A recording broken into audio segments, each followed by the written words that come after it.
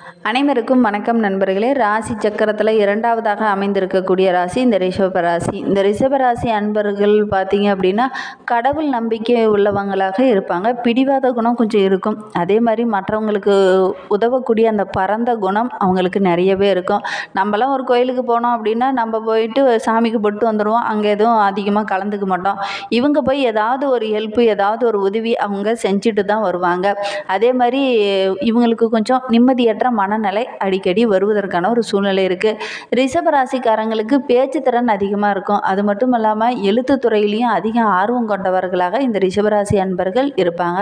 அதே மாதிரி மற்றவங்க கிட்ட பேசும்போது கூட கொஞ்சம் சுமூகமாக பேசக்கூடியவங்களாக இவங்க இருப்பாங்க. மற்றவங்க பேசினா பேசுவாங்க, இல்லை அப்படின்னா சாந்தமாக இருக்கக்கூடியவங்களாக இருப்பாங்க. இவங்களுக்கு பெரும்பாலும் ரியல் எஸ்டேட் தொழில் நல்ல ஒரு லாபத்தை பெற்றுத்தரும். அதே மாதிரி இந்த ரிஷபராசி அன்பர்களுக்கு பாக்கிய அதிபதியான ராஜ்ய அதிபதியாக வரக்கூடிய சனி பகவான் இவர் ரிஷபராசியில் அதிபதியாக சுக்கிர பகவானின் நட்பு கிரகம் என்பதனால மகரம் கும்பராசியை சேர்ந்தவங்க இந்த ரிஷபராசிக்காரங்களுக்கு வாழ்க்கை துணையாக அமைந்தாங்க அப்படின்னா இவங்களுடைய வாழ்க்கை இன்னும் சிறப்பாக அமையும். அதே மாதிரி இந்த ரிஷபராசி அன்பர்கள் பெரும்பாலும் பார்த்தீங்க அப்படின்னா ரொம்ப பொறுமைசாலிங்க. சாது மிரண்டால் காடு கொள்ளாது அப்படிம்பாங்க இல்லையா, அதற்கேற்ப தான் இவங்க பெரும்பாலும் செயல்படுவாங்க. ரொம்ப பொறுமைசாலி தான். இவங்களுக்கு கோபம் வந்துருச்சு அப்படின்னா அந்த அளவுக்கு பயங்கரமாக பேசக்கூடியவங்களாகவும் இருப்பாங்க. 10 வார்த்தை பேச வேண்டிய இடத்துல ஒரே வார்த்தையில் பேசி முடிச்சிருவாங்க. அந்த அளவுக்கு கரெக்டாக பேசக்கூடியவங்களாக இந்த ரிஷபராசி அன்பர்கள் இருப்பாங்க. இவங்களுக்கு அடுத்து வருகின்ற 7 நாட்களும் எப்படி அமைந்திருக்கு, தொழில், வியாபாரம், குடும்ப வாழ்க்கை, நிதி நிலைமை இதெல்லாம் எப்படி அமையப்போகுது, வருகின்ற 7 நாட்களும் கிரகநிலை எப்படி அமைந்திருக்கு, இது எல்லாமே இந்த வீடியோவில் விளக்கமாக சொல்லியிருக்கோம். நிச்சயமாக இந்த வீடியோ உங்களுக்கு பயனுள்ளதாக தான் இருக்கும். அதனால் இந்த வீடியோவை ஸ்கிப் பண்ணாமல் கடைசி வரைக்கும் பாருங்கள். நீங்கள் இப்போ தான் ஃபஸ்ட் டைமாக நம்ம சேனலில் பார்க்குறதா இருந்தால் நம்ம சேனலை சப்ஸ்கிரைப் பண்ணிவிட்டு கூடவே இருக்கிற பெல் ஐக்கானையும் கிளிக் பண்ணிக்கோங்க. அப்போ தான் நாங்கள் போடுற ஒவ்வொரு வீடியோவும் உங்களுக்கு நோட்டிஃபிகேஷனாக வரும். நீங்கள் ரிஷபராசி அன்பராக இருந்தால் மறக்காமல் நம்மளுடைய சேனலுக்கு ஒரு லைக் கொடுத்துட்டு உங்களுடைய ஃப்ரெண்ட்ஸ் யாராவது ரிஷபராசியில் இருந்தாங்க அப்படின்னா மறக்காமல் இந்த வீடியோவை அவங்களுக்கும் ஷேர் பண்ணிவிடுங்க. உங்களுக்கு வாராகி அம்மனை ரொம்ப பிடிக்கும் அப்படின்னா வாராகி தாயே போற்றி போற்றி அப்படின்னு சொல்லி மறக்காமல் 3 டைம் எங்களுடைய கமெண்ட் பாக்ஸில் தெரிவிங்க. அப்படி தெரிவிக்கும் போது நீண்ட நாளாக வேண்டுதலாக ஒரு விஷயம் மனதுக்குள்ளேயே வைத்துட்டு இருப்பீங்க இல்லையா, அந்த ஒரு விஷயம் கூடிய விரைவில் நடைபெறணும் அப்படின்னு நினச்சிக்கிட்டு வேண்டிக்கிட்டு இப்படி செய்து பாருங்கள். நிச்சயமாக நடைபெறத்துக்கான சூழ்நிலையெல்லாம் நிறையவே இருக்குது. ஏன்னா நம்பிக்கையோடு செய்யுங்க, கண்டிப்பாக நடைபெறும். சரி, இந்த ரிஷபராசி அன்பர்களுக்கு அடுத்து வருகின்ற 7 நாட்களும் கிரகநிலை எப்படி அமைந்திருக்கு அப்படிங்கிறத பார்க்கலாமாங்க. அதுக்கு முன்னாடி இந்த ரிஷபராசி அன்பர்கள் இன்னும் உங்களுடைய வாழ்க்கையில் நிறைய கடன் பிரச்சனையில் இருக்கீங்க, அல்லது உங்களுடைய வாழ்க்கையில் நிறைய குழப்பங்கள் இருக்குது, அதுக்கெல்லாம் நல்ல ஒரு தெளிவு கிடைக்கணும், இதுக்கெல்லாம் நல்ல ஒரு தீர்வு கிடைக்கணும் அப்படின்னா உங்களுடைய சுய ஜாதக விவரங்களை மேலே டிஸ்கிரிப்ஷனில் ஜோதிடரோட வாட்ஸ்அப் நம்பர் கொடுக்கப்பட்டிருக்கு. அந்த நம்பருக்கு கால் பண்ணி உங்களுடைய சொந்த விவரங்களை சொன்னீங்க அப்படின்னா நல்ல ஒரு சொல்யூஷன் வழங்குவார். மேலே டிஸ்கிரிப்ஷனில் அவருடைய வாட்ஸ்அப் நம்பர் கொடுக்கப்பட்டிருக்கு.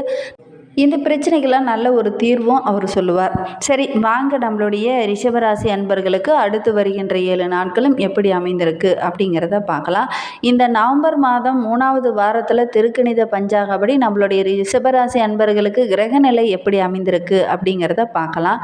நவகிரகங்களின் சஞ்சாரத்தை வைத்து பார்த்தால் சூரியன் விருச்சிக ராசியில் இருக்கிறார், செவ்வாய் கடகராசியில் இருக்கிறார், புதன் விருச்சிக ராசியில் நின்று கொண்டிருக்கிறார். அதே மாதிரி ரிஷபத்தில் குரு சஞ்சரிக்கின்றன, சுக்கிரன் தனுசு ராசியில் இருக்கிறார். அதே மாதிரி சனி பகவான் கும்பத்தில் அமர்ந்திருக்கிறார், மீனத்தில் ராகுவும் கன்னியில் கேது என கிரக நிலைகள் அடுத்து வருகின்ற 7 நாட்களுமே இருக்குது. கிரகநிலை சஞ்சாரம் இப்படி தான் அமைந்திருக்கு.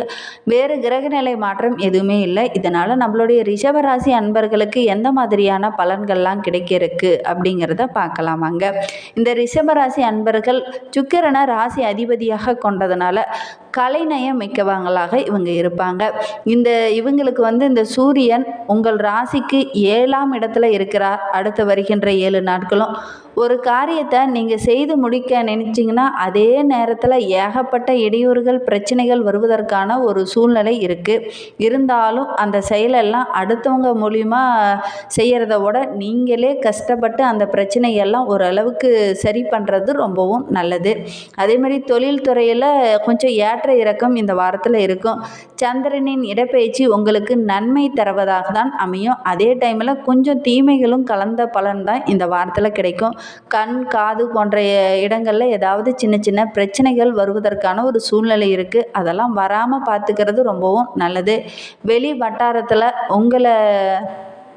உங்களுடைய பெயருக்கு நல்ல ஒரு பெயர் புகழ் இதெல்லாம் கிடைக்கக்கூடிய காலகட்டமாக இது அமைந்திருக்கு. ஆன்லைன் வர்த்தகத்தில் கொஞ்சம் ஆர்வம் காட்டுவீங்க. அதெல்லாம் இந்த டைமு கொஞ்சம் தவிர்க்கிறது நல்லது. ஏன்னா இந்த டைமு ஆன்லைன் வர்த்தகத்தை தெரியாத நபர் மூலிமா நீங்கள் முதலீடு செய்தீங்க அப்படின்னா கொஞ்சம் பிரச்சனை வருவதற்கான ஒரு சூழ்நிலை இருக்குது. அதனால் அதெல்லாம் கொஞ்சம் தவிர்க்கிறது ரொம்பவும் நல்லது.